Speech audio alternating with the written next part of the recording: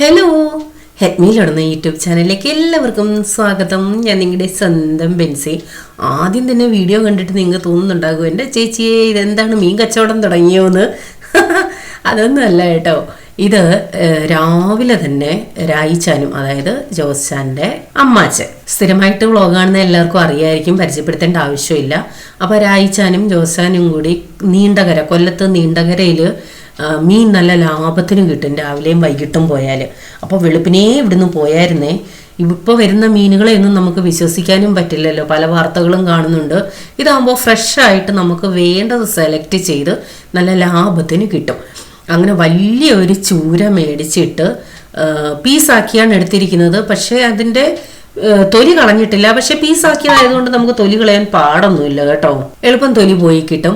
അപ്പോൾ ചൂരമീൻ മേടിച്ചു. പിന്നെ ഞാൻ പറഞ്ഞിട്ടുണ്ടല്ലോ, ഇവിടുന്ന് മീൻ മേടിക്കാൻ പോകുന്നെന്ന് പറഞ്ഞപ്പോൾ ഹോസ്റ്റൽ ഇവിടുന്ന് പറഞ്ഞായിരുന്നു നെത്തോലി കൊണ്ടുവരണേ. അതുകൊണ്ട് നെത്തോലി ഞാൻ പറഞ്ഞു, എൻ്റെ പൊന്നി ചോദിച്ചാൽ നെത്തോലി അവന് വേണ്ടി കുറച്ച് മേടിച്ചാൽ പോരായിരുന്നു, ഇത്രയും മേടിക്കേണ്ട ആവശ്യം ഉണ്ടായിരുന്നു. അപ്പോൾ ഇത് വെട്ടിയെടുക്കുന്ന കാര്യമൊന്നും പറയണ്ട. എന്തായാലും ഒറ്റ ദിവസത്തിലൊന്നും ഉപയോഗിക്കാൻ പറ്റില്ലല്ലോ, കുറച്ച് എടുത്തേ യൂസ് ചെയ്യാൻ പറ്റത്തുള്ളൂ. അപ്പോൾ ഈ മീനെ 3ആയിട്ട് ഭാഗിച്ചു. ഒരു കൂട്ടം ഞങ്ങൾക്ക്, ഒരു കൂട്ടം രായിച്ചാൻ്റെ അവിടത്തേക്ക്, ഒരു കൂട്ടം ബിനുവിന്.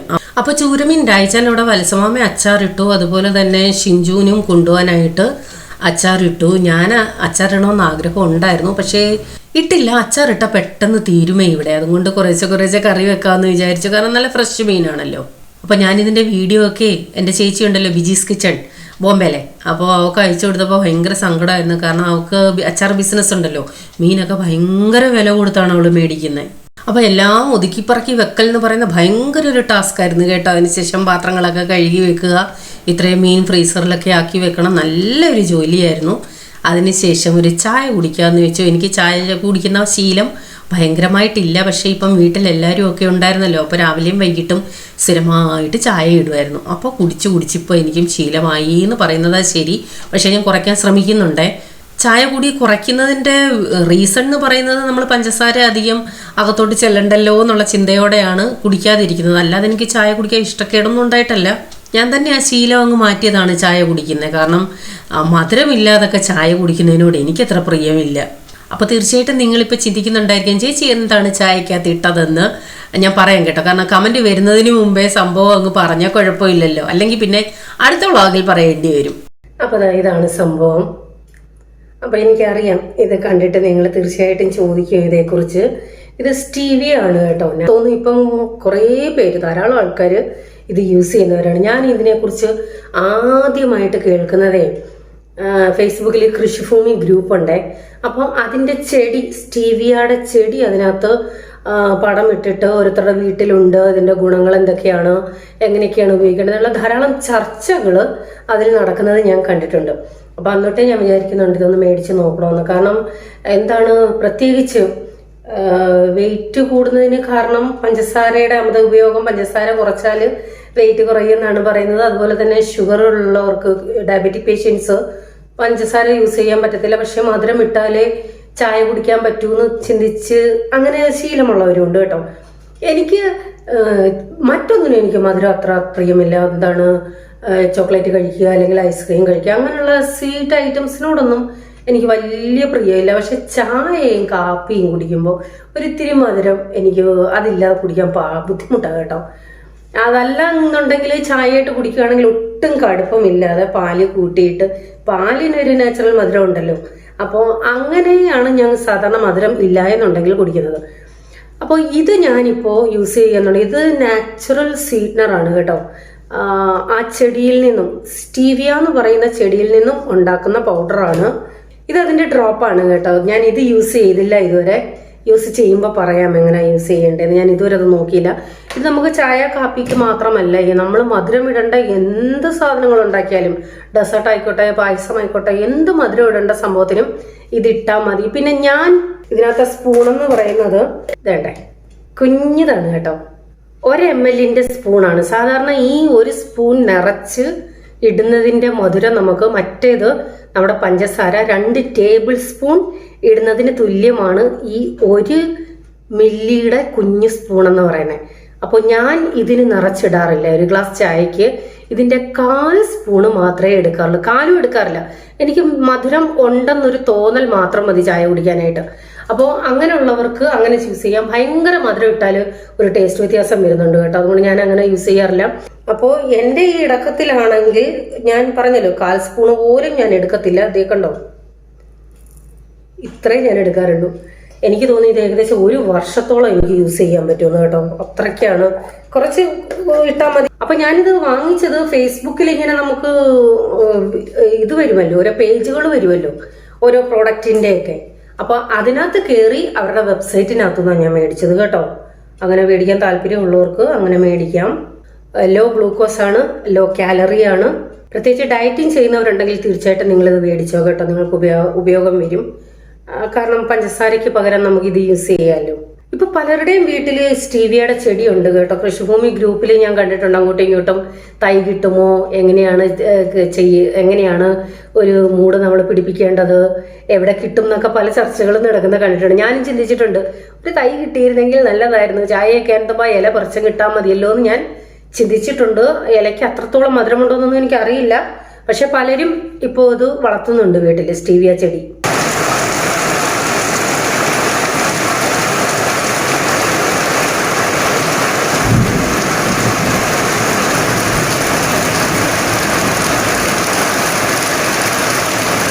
സാധാരണ ഇലവർഗ്ഗങ്ങളൊന്നും ഫ്രിഡ്ജിൽ അധിക ദിവസങ്ങൾ വെച്ചിരിക്കാൻ പാടില്ല എന്നാണ് പറയുന്നത്. ഇത് കുറേ ദിവസമായ ചീരയാണ് കേട്ടോ. അപ്പോൾ കിട്ടിയപ്പോൾ തന്നെ ചെറുതായിട്ടൊന്നും വാടിയതായിരുന്നു. ഞാൻ അതിനെ വെള്ളം തളിച്ച് ഇച്ചിരി നേരം പുറത്ത് വെച്ചപ്പോൾ തന്നെ ആ ഇലകളൊക്കെ അങ്ങ് വികസിച്ച് നല്ല ഫ്രഷായി. അതിനുശേഷം ഞാൻ ചീര അധികം കേടുകൂടാതെ എങ്ങനെ ഫ്രിഡ്ജിൽ അധികം നാൾ വെക്കാം എന്നുള്ളൊരു വീഡിയോ ഇട്ടിട്ടുണ്ട്. അതേ രീതിയിൽ, അതായത് ഒരു കവറിലിട്ടിട്ട് വീണ്ടും വേറെ ഒരു കവറിലാക്കി വെച്ചിരുന്നതാ. കണ്ടില്ലേ എന്ത് ഫ്രഷാണെന്ന്. ഒറ്റ ഒരു ഇല പൊഴിഞ്ഞിട്ട് പോലുമില്ല. ആ പച്ച ഇപ്പം കട്ട് ചെയ്തുകൊണ്ട് വന്ന രീതിയിലുള്ള പച്ചപ്പോടാണ് അതിരിക്കുന്നത്. സത്യം പറഞ്ഞാൽ എനിക്ക് തന്നെ അതിശയമായി. ഇത് കുറേ ദിവസങ്ങളായതാ. അപ്പോൾ തോരൻ വെക്കാൻ എന്തുണ്ടെന്ന് ഫ്രിഡ്ജിൽ തപ്പിയപ്പോഴാണ് ഇതൊരു കവർ അവിടെ ഇരിക്കുന്നത് കണ്ടേ. സത്യം പറഞ്ഞാൽ എനിക്ക് ഓർമ്മയില്ലായിരുന്നു ഈ ചീര ഫ്രിഡ്ജിൽ ഉണ്ടെന്നുള്ള കാര്യം. ഈച്ചശല്യം എന്ന് വെച്ചാൽ ഭയങ്കര ഈച്ചശല്യമായിരുന്നു കേട്ടോ. ഒരു വിധത്തിൽ എന്തൊക്കെ ചെയ്തിട്ട് ഒരു ഗുണവും ഇല്ലായിരുന്നു. എനിക്ക് തോന്നുന്നു ആളുകൾ കൂടുമ്പോഴും ഒത്തിരി നേരം അടുക്കളയിലൊക്കെ പാചകം ചെയ്യുമ്പോഴും ഒക്കെ ആയിരിക്കാം ഈച്ചശല്യം എന്ന് തോന്നുന്നു. കാരണം അതിന് മുമ്പ് അത്ര ഇല്ലായിരുന്നു. അപ്പോൾ അതിനുശേഷം വിനുവൊക്കെ വീട് മാറിയിട്ട് അവിടെ ചെന്നപ്പോഴും അവിടുത്തെ വീട്ടിലും ഇതുപോലെ തന്നെ ഭയങ്കര ഈച്ചശല്യം. ഇപ്പം ഞാൻ ഈ വീഡിയോ എഡിറ്റ് ചെയ്ത് വോയിസ് ഓവർ കൊടുക്കുന്ന സമയത്ത് ആ പ്രശ്നമില്ല കേട്ടോ. മൊത്തത്തിൽ മാറി, ഇപ്പം ഈച്ചയില്ല. അപ്പോൾ ഒരു വിധത്തിൽ എന്തൊക്കെ ചെയ്തിട്ട് ഒരു മാറ്റം ഇല്ല. അന്നേരമാണ് ഷിഞ്ചുൻ്റെ മമ്മി പറഞ്ഞത് കടയിൽ ഈച്ചപ്പൊടി മേടിക്കാൻ കിട്ടും, അത് ഒത്തിരി നല്ലതാണ്, അവരൊക്കെ അതാണ് യൂസ് ചെയ്യുന്നതെന്ന്. അപ്പോൾ ജോസ മേടിച്ചുകൊണ്ട് വന്നതാണ്. പക്ഷേ ഞാൻ ചെയ്തത് ഇവിടെ കൊണ്ടുവന്നത് വെള്ളത്തിൽ ഡൈല്യൂട്ട് ചെയ്തിട്ട് സ്പ്രേ ചെയ്താൽ മതി, ഈച്ച പോകുമെന്നാണ് പറഞ്ഞത്. ഞാൻ വിചാരിച്ചു ഇങ്ങനെ പൊടി ഒരു പേപ്പറിൽ ഇട്ട് വെച്ചാൽ മതിയായിരുന്നെന്ന്. അന്നേരം ജോസാൻ പറഞ്ഞ 2 ടൈപ്പ് ഉണ്ട്. ഒന്ന് വെള്ളത്തിൽ മിക്സ് ചെയ്യുന്നതും ഒന്നല്ലാതെ പൊടി വെക്കുന്നതും. പൊടിയാണ് ഷിഞ്ചുവിൻ്റെ വീട്ടിൽ അവിടെ കൊടുത്തു. ഇവിടത്തേക്ക് വെള്ളത്തിൽ ഡൈല്യൂട്ട് ചെയ്യാനുള്ളതാണ് കൊണ്ടുവന്നത്. പക്ഷെ ഞാൻ അല്ലാതെ തന്നെ ഇങ്ങനെ ഇട്ട് വെച്ചിട്ടും അതിനകത്ത് വന്ന് ഇരുന്നാൽ ഉടനെ ഈച്ച അങ്ങ് സ്റ്റക്കായിട്ടിരിക്കുകയാണ് കേട്ടോ. പറന്നു പോകാനൊന്നും പറ്റില്ല. അത് തിന്നിട്ടാണോ എന്നറിയില്ല, ചിലത് കറങ്ങി കറങ്ങി അങ്ങ് ബോധം കെട്ട് വീഴുകയും ചെയ്യുന്നുണ്ടായിരുന്നു. പിന്നെ ഇതിട്ട് കഴിഞ്ഞ ശേഷം എൻ്റെ ജോലി ഇതിനെ നോക്കിയിരിപ്പായിരുന്നു, ഈച്ച എൻ്റെ മേളിൽ വരുന്നുണ്ടോ ഇല്ലേ. ആദ്യം പുറത്തെ ആ വർക്ക് ഏരിയ ഉണ്ടല്ലോ അവിടെ വെച്ച് നോക്കി. കൈ കൊണ്ട് യൂസ് ചെയ്യാമോ എന്നൊന്നും എനിക്കറിയില്ല. ഞാൻ കൈ കൊണ്ടൊക്കെയാണ് പൊടിച്ചത് കേട്ടോ. ആരും അങ്ങനെയൊന്നും ചെയ്യണ്ട. അപ്പോൾ വർക്ക് ഏരിയ വെച്ചപ്പോൾ ഒത്തിരി വീണില്ല. ഞാൻ പിന്നെ അതിനെ അടുക്കളയിൽ കൊണ്ടുവച്ചു. ഞാൻ ഈ പേപ്പറും കൊണ്ട് ഓട്ടമായിരുന്നു. ഓരോരുത്തടുത്ത് ഈച്ചയെ കാണുമ്പോൾ ഓരോരുത്തടുത്ത് കൊണ്ടുവെക്കും. എന്താണ് ശാപം പിടിച്ചോണ്ടൊക്കെയായിരുന്നു കേട്ടോ. അത്രയ്ക്കായിരുന്നു ഈച്ച ശല്യം. പക്ഷെ ഇപ്പോൾ ഒന്നിനെയും കാണാനില്ല. അത് ഇത് വെച്ചിട്ടൊന്നും അല്ല കേട്ടോ, അല്ലാതെ തന്നെ ഓട്ടോമാറ്റിക്കായിട്ട് മാറിയതാണ്. അപ്പോൾ കഴിഞ്ഞ വ്ളോഗ് കണ്ടിട്ട് ധാരാളം പേര് എൻ്റെ അടുത്ത് ഹോം ടൂർ ചെയ്യണേന്ന് പറഞ്ഞിട്ടുണ്ട്. തീർച്ചയായിട്ടും ഞാൻ അന്ന് പോയത് റൂമുകളുടെയൊക്കെ വീഡിയോസ് എടുക്കാനും കൂടിയാണ് കേട്ടോ. പക്ഷേ ഒട്ടും വയ്യാത്തത് കൊണ്ടായിരുന്നു അന്ന് ചെയ്യാഞ്ഞത്. തീർച്ചയായിട്ടും ഞാൻ വീഡിയോ ചെയ്യാമേ. അപ്പോൾ അന്ന് വീഡിയോ എടുക്കാൻ പറ്റിയില്ല. പിന്നെ ഞാൻ വിചാരിച്ചെന്നാൽ കുറച്ചുകൂടി കംപ്ലീറ്റ് ചെയ്യാൻ ബാക്കിയുണ്ട്. അതായത് ഗ്ലാസ് ഇടുക, പർഗോള ഇടുക, സ്റ്റെയറിൻ്റെ ഗ്ലാസ് ഇടുക, ഇതൊക്കെ ബാക്കിയാണ്. അപ്പോൾ വിചാരിച്ചെങ്കിൽ അതുകൂടെ കഴിഞ്ഞിട്ട് വീഡിയോ എടുക്കാമെന്ന്. അപ്പോൾ ഇന്ന് കറി വെക്കാനായിട്ട് ഞാൻ എടുത്തിരിക്കുന്നത് കാച്ചിൽ, ചേന, ചേമ്പ്. പണ്ടൊക്കെ അസ്ത്രം കറി, ആണക്കറി എന്നൊക്കെ പറയും. കേട്ടിട്ട് ആരെങ്കിലും ചിരിക്കുന്നോന്നറിയില്ല, അങ്ങനെയൊക്കെ പറയാറുണ്ട് കേട്ടോ. അസ്ത്രം, ആണം ഇങ്ങനെയൊക്കെ പറയാറുണ്ട്. കൂടുതലും കഞ്ഞിക്കാണ് നാട്ടിൽ അത് യൂസ് വെച്ചുകൊണ്ടിരുന്നത്. കഞ്ഞിക്കും ചോറിനും ഒക്കെ ഏറ്റവും നല്ലതാണ്. അപ്പോൾ ആ രീതിയിലൊരു കറിയാണ് ഞാൻ ഉദ്ദേശിക്കുന്നത്. ചിലയിടത്ത് കാച്ചിൽ മാത്രം ഇട്ട് ചെയ്യാറുണ്ട്, ചേമ്പ് മാത്രം ഇടാറുണ്ട്, അല്ലെങ്കിൽ ചേന മാത്രം ഇടാറുണ്ട്. ഇതെല്ലാം മിക്സ് ചെയ്തും വെക്കാറുണ്ട്. ഓരോ നാട്ടിലും ഓരോ രീതികളാണല്ലോ.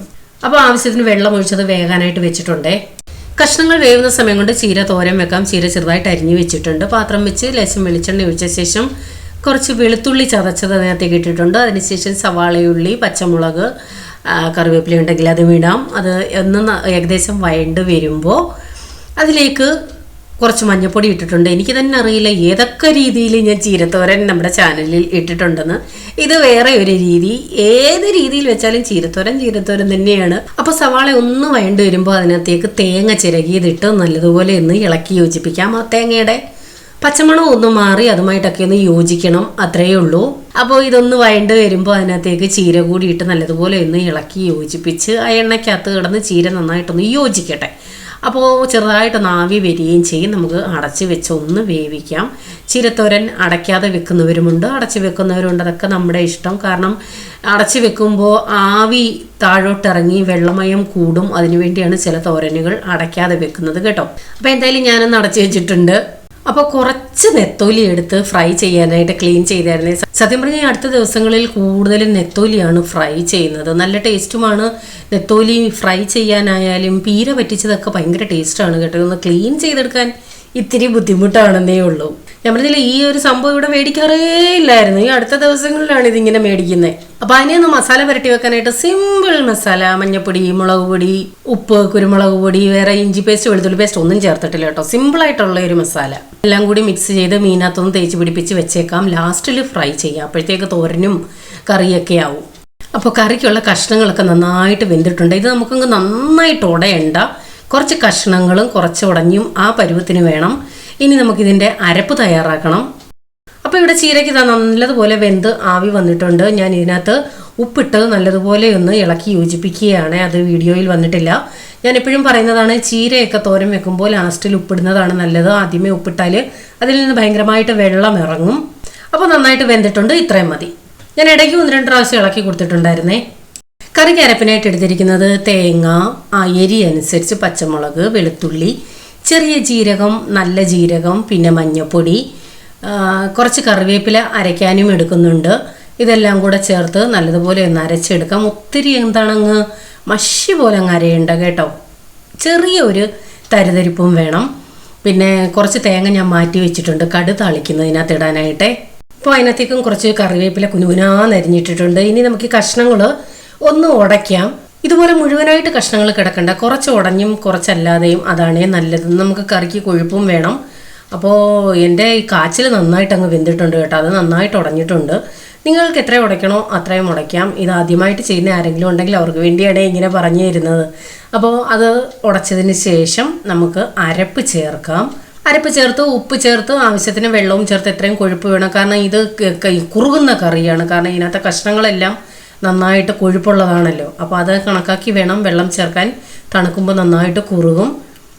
അപ്പോൾ ഇതൊക്കെ ചേർത്ത് നല്ലതുപോലെ ഇളക്കി യോജിപ്പിച്ച് ഒരു തിള വരട്ടെ. അതിനുശേഷം നമുക്ക് താളിക്കാം. താളിക്കാനായിട്ട് വെളിച്ചെണ്ണയാണ് എടുത്തിരിക്കുന്നത്. വെളിച്ചെണ്ണ ചൂടാകുമ്പോൾ അതിലേക്ക് കടുകിട്ട് കടുക് പൊട്ടിയ ശേഷം കൊച്ചുള്ളിയാണ് എടുത്തിരിക്കുന്നത്. കൊച്ചുള്ളി ഉണ്ടെങ്കിൽ അത് തന്നെ എടുക്കണം, അതാണ് ഒരു ടേസ്റ്റ്. പിന്നെ കുറച്ച് കറിവേപ്പില കൂടി ഇട്ടിട്ടുണ്ട്. ഉള്ളിയൊക്കെ ഒന്ന് വഴണ്ട് വരുമ്പോൾ അതിനകത്തേക്ക് കുറച്ച് തേങ്ങ കൂടി ഇട്ടിട്ടുണ്ട്. തേങ്ങ കുറേ കൂടി ഉണ്ടെങ്കിൽ കുറേ കൂടി ടേസ്റ്റ് കിട്ടും. തേങ്ങ ഇല്ലാതെ കടുക് താളിക്കുന്നവരുമുണ്ട്. പിന്നെന്താണ്, ഈ കറിക്ക് ലാസ്റ്റിൽ തൈര് ഒഴിക്കുന്നവരുണ്ട്. ഇതിനകത്ത് കപ്പ, അതായത് നമ്മുടെ മരച്ചീനി ചേർക്കുന്നവരുണ്ട്. പല നാട്ടിലും പല രീതിയിലും ചെയ്യാറുണ്ട്. അപ്പോൾ തേങ്ങയും കൂടി നല്ലതുപോലെ ഒന്ന് മൂത്ത് വരുമ്പോൾ ലാസ്റ്റിൽ ലേശം മുളക് പൊടി ഒരു കളറിന് വേണ്ടി ചേർത്തിട്ടുണ്ട്. അപ്പോൾ ഇടയ്ക്കിടയ്ക്ക് കറണ്ട് പോകുന്നുണ്ട്. അതാണ് ഇടയ്ക്കിടയ്ക്ക് ലൈറ്റ് ഇങ്ങനെ ഒത്തിരി മങ്ങിയ പോലൊക്കെ തോന്നുന്നത്. ഇളക്കി യോജിപ്പിച്ച ശേഷം കറിയിലേക്ക് ഒഴിച്ചു കൊടുക്കാം. നല്ല ടേസ്റ്റി ആയിട്ടുള്ളൊരു കറിയാണ് കേട്ടോ. ഇരിക്കും തോറും നന്നായിട്ട് കുറുകുന്ന ഒരു കറി കൂടിയാണ്. അപ്പോൾ ലാസ്റ്റിൽ മീൻ ഫ്രൈ ചെയ്യാം. അതിനുവേണ്ടി എണ്ണ ഒഴിച്ചിട്ടുണ്ട്. ഞാൻ ഈ നെത്തോലിയൊക്കെ ഫ്രൈ ചെയ്യുമ്പോൾ, നെത്തോലി ഒക്കെ നല്ല, നെത്തോലി ഫ്രൈ ചെയ്യുമ്പോൾ ഭയങ്കരമായിട്ട് മസാല എന്താണ് അതിൽ കോട്ട് ചെയ്തിട്ട് ഇരിക്കത്തക്ക രീതിയിൽ ചെയ്യാറില്ല കേട്ടോ. കാരണം ചെറിയ മീനാണല്ലോ, അതുകൊണ്ട് തന്നെ നമുക്ക് ഓരോന്നോരോന്നായിട്ട് പെറുക്കി കഴിക്കാൻ പരുവത്തിലുള്ള മീനാണിത്. വലിയ മീനാണെങ്കിൽ മസാല ഉള്ളിലോട്ടൊക്കെ പോകണം, അത് പിടിച്ചിരിക്കണം, അങ്ങനെയൊക്കെ കഴിക്കാൻ. ചെറിയ മീൻ അതിൻ്റെ ആവശ്യമില്ലെന്നാണ് എൻ്റെ ഒരു തോന്നൽ. അതുകൊണ്ടാണ് ഞാൻ ഇങ്ങനെ ചെയ്യുന്നത്. കാരണം നെത്തോലി എന്ന് പറയുമ്പോൾ വലിയ മീൻ്റെ കൂട്ട് ഒരെണ്ണം അല്ലെ 2 എണ്ണം അങ്ങനെയല്ലല്ലോ എടുക്കുന്നത്, കുറച്ച് കൂടുതൽ എടുക്കുമല്ലോ. അപ്പോൾ ഓരോ പീസ് എടുക്കുന്നതിന് പകരം ഓരോ മീനാണ് കഴിക്കുന്നത്. അപ്പോൾ അതുകൊണ്ട് തന്നെ ഞാൻ ഇതിന് മസാല തീരെ കുറച്ചേ ചേർക്കാറുള്ളൂ. അപ്പോൾ എൻ്റെ ഒരു അഭിപ്രായമാണ് ഞാൻ പറഞ്ഞത്. കാരണം കാണുന്നവർക്ക് തോന്നും, അയ്യോ അതിലൊട്ടും മസാല ഇല്ലല്ലോ, എന്താണ് ഇങ്ങനെ ചെയ്തത്, ഇത് മതിയോ, ടേസ്റ്റ് കാണുമോ എന്നൊക്കെ ചിന്തിച്ചാൽ അങ്ങനെയുള്ളവർക്ക് വേണ്ടി അഡ്വാൻസ് ആയിട്ട് അങ്ങ് പറഞ്ഞതേ ഉള്ളൂ. അപ്പോൾ ഇതൊക്കെയാണ് കേട്ടോ ഇവിടുത്തെ വിശേഷങ്ങൾ. നല്ല മഴയാണ്. മിക്കവാറും ദിവസങ്ങളിൽ രാവിലെ മഴ തുടങ്ങും, അല്ലെങ്കിൽ ഉച്ച കഴിയുമ്പോൾ മഴയാണ്, രാത്രി മഴയായിരിക്കും. അപ്പോൾ കുറച്ച് ഫ്രൈ ചെയ്ത ശേഷം ബാക്കി എടുത്ത് ഫ്രിഡ്ജിൽ വെക്കാനായിട്ട് മാറ്റിയേ മസാല പുരട്ടി വെച്ചേക്കുവാണല്ലോ. അന്നേരം നാളെ അത്യാവശ്യത്തിന് എടുത്തങ്ങ് ഫ്രൈ ചെയ്താൽ മതി. അപ്പോൾ ഇതൊക്കെയാണ് ഞങ്ങളുടെ വിശേഷങ്ങൾ. ഇന്നത്തെ വ്ളോഗ് നിങ്ങൾക്ക് ഇഷ്ടപ്പെട്ടു എന്ന് വിശ്വസിക്കുന്നു. കുറേ കാര്യങ്ങൾ നിങ്ങളടുത്ത് പറയണമെന്നും പറഞ്ഞാണ് വ്ളോഗ് എഡിറ്റ് ചെയ്യാൻ ഇരിക്കുന്നത്. പക്ഷെ അങ്ങ് വിട്ടുപോകും. ഇനി ഒരു പേപ്പറിൽ എഴുതി വെക്കണം എനിക്ക്. കാരണം പലരുടെയും കമൻറ്റുകൾ വായിക്കുമ്പോഴേ വിചാരിക്കും അടുത്ത വ്ളോഗിന് ഇതിന് റിപ്ലൈ കൊടുക്കാമെന്ന്. പക്ഷെ അങ്ങ് വിട്ടുപോകും. അപ്പോൾ എന്തായാലും നിങ്ങൾ തരുന്ന സപ്പോർട്ടിന് ഒത്തിരി നന്ദി. ഇതൊക്കെയാണ് ഞങ്ങളുടെ വിശേഷങ്ങൾ. വീണ്ടും നിങ്ങൾക്ക് പ്രിയപ്പെട്ട വീഡിയോയുമായി വരാം. Till then bye. God bless you.